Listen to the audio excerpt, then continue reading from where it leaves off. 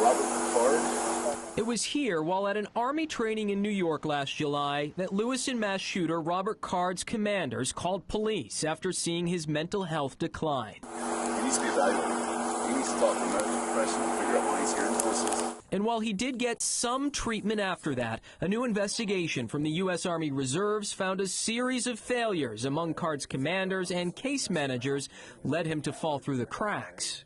There were a number of communications breakdowns within his unit.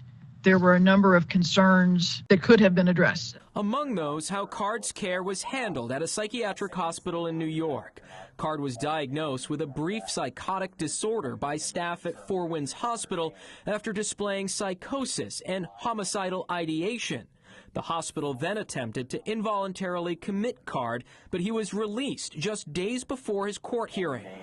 The Army's investigation couldn't determine why Card was released, notably because hospital staff refused to cooperate. We don't have the authority to compel them to participate. What we can receive is the records from his treatment.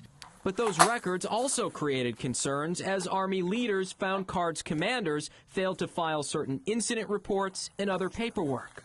The failure was not generating report to the Army within the Army channels to say, I had a soldier who was hospitalized for more than 24 hours.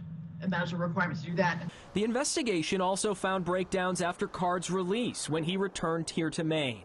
Hospital staff and the Army's psychological health program attempted to follow up with Card, including just days before the October mass shooting.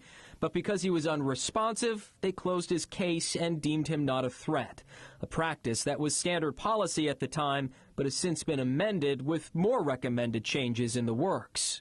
We're doing the best that we can in terms of understanding what did transpire and then make changes for the future. The report also reveals new details about the efforts to take away Card's weapons.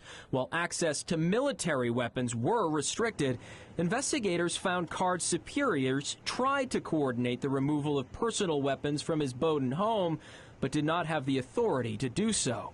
There's nothing that we can actually compel them to do unless there has been a medical determination, and in this case there was not, because Sergeant Card was released by the civilian providers to go home. At that point he was deemed not at risk by the civilian providers. They're worried about him doing a mass shooting and he's having hallucinations.